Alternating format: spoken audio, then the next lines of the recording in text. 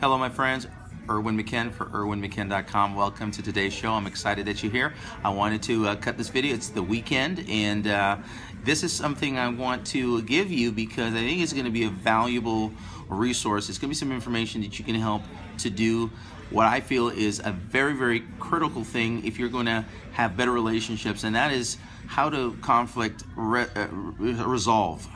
Better conflict resolution. Now, that's just a fancy word to say how to deal with people that make you upset and anger you. Has that ever happened? Have you ever dealt with a unfriendly person, maybe in service? Maybe a waitress was rude, maybe a bank teller was less than pleasant, maybe a taxi driver was just real ornery and an ogre, or maybe it's a family member or someone close that you do care and love that just absolutely stepped over the bounds and they did something that was insultive and really corrosive to the relationship. How do you handle it when people push you to a breaking point and they want to upset your world? They're angry and it causes you to be angry. How do you deal with someone trying to upset you? The reality is it's going to happen. If you're on planet Earth for any length of time, it's going to happen.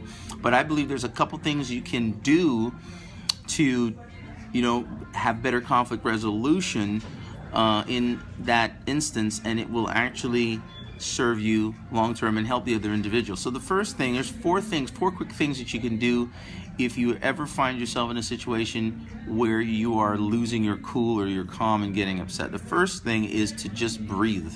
Okay, is to just breathe.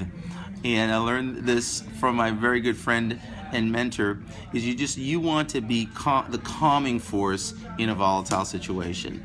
Now, when you breathe, you're not going to react, but you're going to respond. Okay, there's no use two people losing calm. You want to not be the fuel in the fire, you want to be the water to diffuse the fire. That's the first thing, is just to breathe.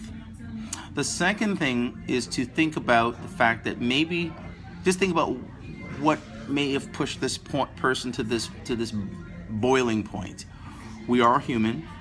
We are not machines. We do have emotions, and life is life. And maybe this person, okay, so this is the second tip. Maybe this person has heard some of just the worst news. Maybe they've just been shocked beyond belief. Maybe they have lost their job. Maybe they've lost a friend. Maybe they have lost their home. By trying to empathize and put yourself in another person's shoes could really be a major help to this volatile situation. So the first thing is to breathe, okay? So you are a calming force. The second thing is to empathize and think about, okay, what is it that could have pushed this person to the breaking point?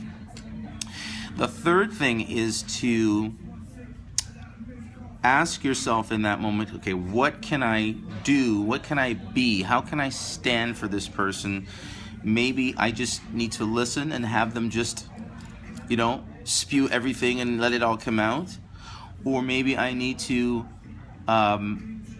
just walk away. Sometimes you have to walk away and cut your losses. This is not the negotiation time. Or maybe there's a time where you just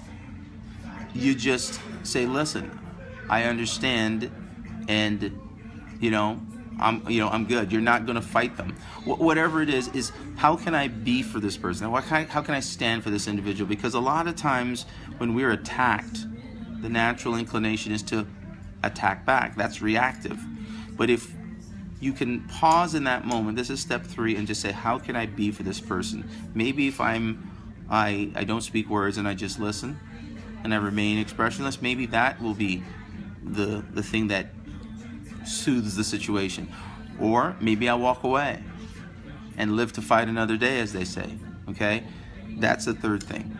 The fourth thing is to ask yourself, and it's difficult to do this, I'm definitely saying it's difficult to do this, but if you can, this is a great show of emotional control. What can I learn from this? So while the fire is blazing, while the sprinklers are going off, while the sirens are blazing and blaring, what can I learn from the situation? And I think that's one of the greatest questions anyone can ask themselves in the midst of turmoil, in the midst of someone else trying to upset your world, is what can I learn from this? And I believe that when you do ask that question, you will get insight more about who you are than the other individual. See, the real name of the game here is to maintain your emotional calm and your emotional control. I've heard it said that he who angers you controls you. And I don't know about you, but I don't like to be out of control to anyone. I like to be in control. Okay? If someone is upset and then someone is dealing with an issue, if you allow their frustration to infect you and affect you, then there's one less person with peace in the world, and the vibration level drops. But if you are able to say, you know what, this person's upset, I'm not going to be controlled by this, I'm going to be a positive in a negative situation. Number one, by breathing. Number two, by empathizing. Number three, by standing for the person and asking how can I stand for them. And number four, by asking yourself, what can I learn in this situation? I believe those are 4 positive things that you can do to really become better at conflict resolution. Okay? And again, if the person is not ready to speak or dialogue, then you just let it be, because sometimes you do just need a good night's sleep and you need to just walk away from a situation that could be extremely volatile. But you know, the reality is this will happen. You will face a situation like this, and I'm hoping that this video will resonate with someone, because maybe someone's made you upset last night, and you know you're going to have to, you know, have that clearing time, that clearing conversation. Just remember, breathe, empathize, stand for the person, and ask yourself, what can I learn in this situation? Erwin McCann for ErwinMcCann.com, saying that you can use this weekend, next week, next month, this year, to help you be a better conflict resolver when dealing with a difficult or angry person. Okay, we'll see you on tomorrow's show. We'll see you on the next video.